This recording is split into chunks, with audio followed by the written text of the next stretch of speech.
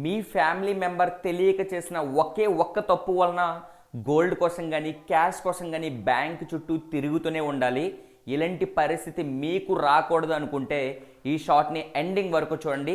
And bank account ఉన్న ప్రతి ఒక్కరికి, మీ ఫ్రెండ్స్ అండ్ ఫ్యామిలీకి ఈ ఇన్ఫర్మేషన్ని షేర్ చేయండి.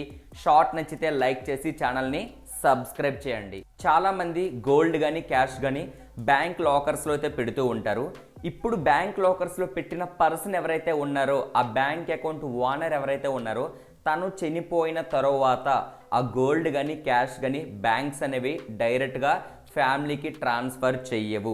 మరి ఏం చెయ్యాలి? దీనికి ఒక ప్రాసెస్ ఉంటుంది.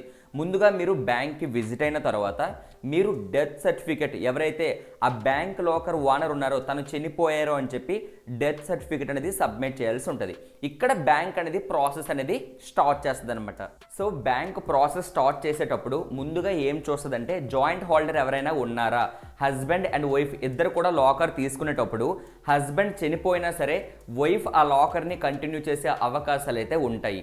ఇన్ కేస్ జాయింట్ హోల్డర్ లేకపోతే నెక్స్ట్ నామినీ ఎవరైనా ఉన్నారా అని చెప్పి బ్యాంక్స్ అనేవి వెరిఫికేషన్ అయితే చేస్తాయి. నామినీ ఉన్నారనుకోండి, nominee death certificate and KYC రిలేటెడ్గా ఆధార్ కార్డ్, పాన్ కార్డ్, బ్యాంకుకు కావాల్సిన డాక్యుమెంట్స్ని సబ్మిట్ చేస్తే క్లెయిమ్ ప్రాసెస్ అనేది బ్యాంక్ అయితే స్టార్ట్ చేస్తుంది.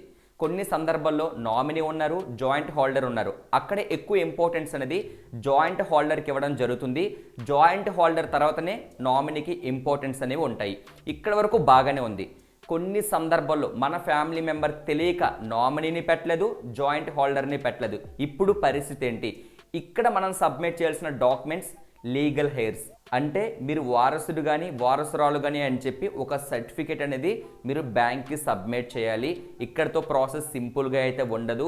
ఇక్కడ కూడా కొన్ని మంత్స్ పట్టొచ్చు, కొన్ని ఇయర్స్ పట్టొచ్చు. బ్యాంక్ చుట్టూ మనం తిరుగుతూనే ఉండాల్సి ఉంటుంది అనమాట. ఇలాంటి పరిస్థితి మీ ఫ్యామిలీకి రాకూడదు అనుకుంటే మీరు బ్యాంక్ లాకర్ తీసుకుంటే మాత్రం నామినీని పెట్టండి అండ్ జాయింట్ హోల్డర్ని కూడా పెట్టడానికి ప్రయత్నించండి. ఇవి మీరు పెట్టకపోతే మాత్రం మీ ఫ్యామిలీ కూడా గోల్డ్ కోసం కానీ క్యాష్ కోసం కానీ బ్యాంక్ చుట్టూ తిరిగే అవకాశాలు అయితే ఉంటాయి.